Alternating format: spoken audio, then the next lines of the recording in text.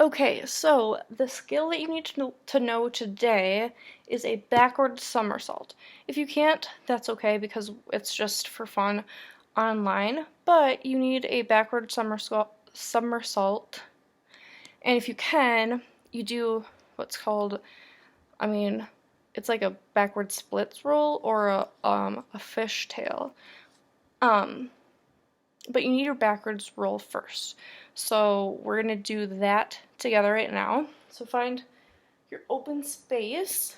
Um, the one thing you want to keep in mind is to make sure that your neck goes either one way or the other way when you go. You don't want to keep your head straight back when you go. You want your head to be like tipped to the side so that your knees can go over your shoulder. I'll do a slow one for you, for example.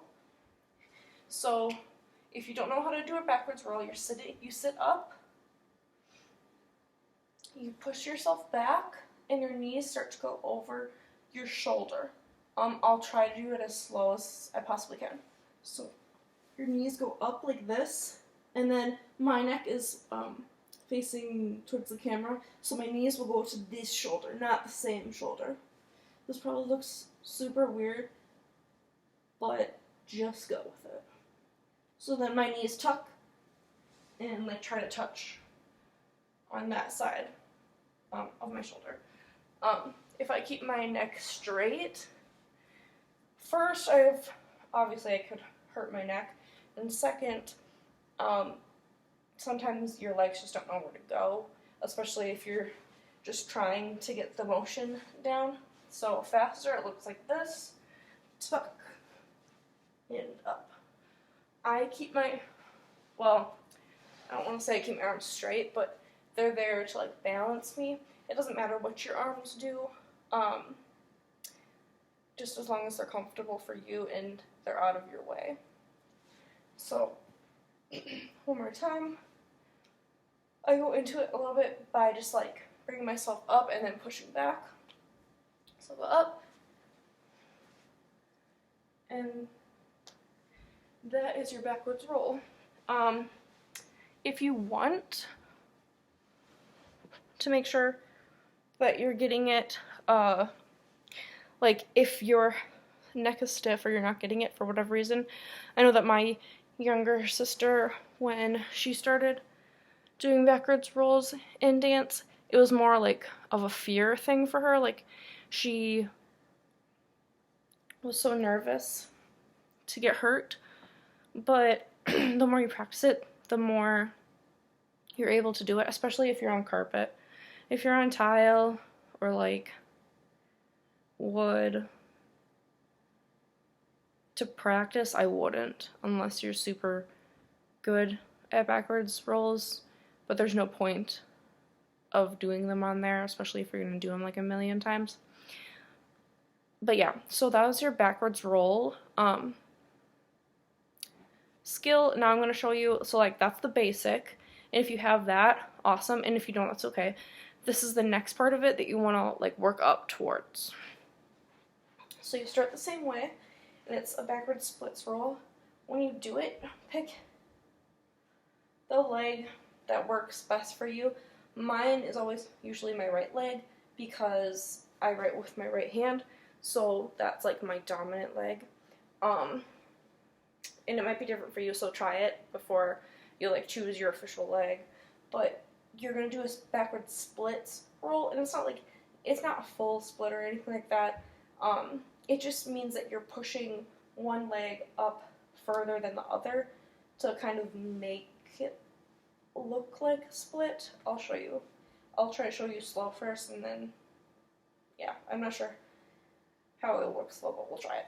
So we start the same way, like a backwards roll, and then you push back, and your dominant leg will come out when you're doing that. So you push back, and that goes like that. This one tries to stay towards the ground, like that. And it takes a few tries, especially to like get your brain thinking of which leg is doing what, because you can't necessarily see your legs the whole time. You have to like train your brain to know which one's going back and which one's staying down. So one more time, I keep my, like I start by pushing my right leg up, and then this one can kind of be up. Sometimes it's bent at first for me, and then I straighten it because that's like easiest for my brain, I guess, to recognize. So if you want to try it a few times just by like rocking back and forth like this, before you actually go over your shoulder, that's good. Or like try one leg at a time. Just you could hold your, you don't even have to hold it. You could just like for me, I would put my right leg up first and not do anything with my left. It would look like this. And I could try again. And I'm just trying to hit that top leg on the ground behind me. But first, make sure that you're not doing anything weird with your mouth. You don't want your knee to come up and hit your chin or anything like that. Okay, I'll tell a story really quick. Because, well, it's a story, but it's important. So, when I was younger, my knee and my chin hit together, and my mouth was like this. Because that's what I do when I'm like thinking really hard. I like stick out my tongue a little bit, but it was further out. It was like this.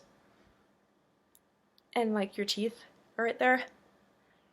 And unfortunately, it did happen to me. I was doing whatever I was doing, and I bit through because my tongue was like that, so my knee hit my chin, and it went through. Like, it actually went through. It was really scary, but that doesn't have to happen to you because it already happened to me, you know, and if it happens to me, I can tell you about it, like some of you already know, especially if I've had you in school. They're like all little Miss Laylan stories about like how I've injured myself. So anyway, your teeth are really strong, but they know the difference between like a chip and a carrot and your tongue. Hi, Rory. Yeah. They know the difference, so most times that won't happen. Or it won't, you know, when you bite your tongue, it hurts, obviously. But most times, your teeth will not go through your tongue. So I don't mean to scare you. It's just, that happened to me for whatever reason, but I'm still here. So when you're doing it, just make sure you're not sticking out your tongue for whatever reason. I did. Anyways, so, back to it. That is just something to like to keep in mind. So just make sure that you're like kind of tucking in your chin a little bit to protect yourself. Most people won't hit their knees on their chin. I don't know why. Yeah. So after you have that motion down, you can start changing to the other leg where that starts going out while this one's up. Just to get like the feeling of it. And you can kind of just be rocking back and forth to get the motion of it.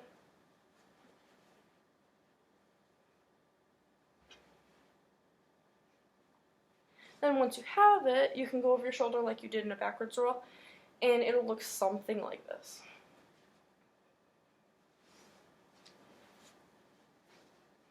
You kind of want to hit that spot for like a second or two.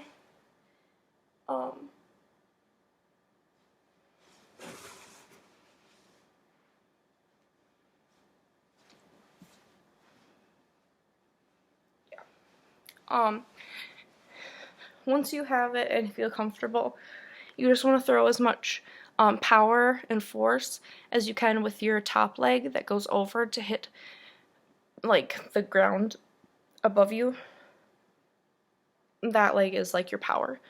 The other leg, you just want to make sure it's straight, and it doesn't have to be like completely straight, but as straight as you can get it, and it kind of just follows. So those are some helpful tips and a story. So try it, but obviously it takes years of practice to perfect, or even, you know, to understand what your body is doing. So if you can't do it, that's okay too. But I'm excited to see you try.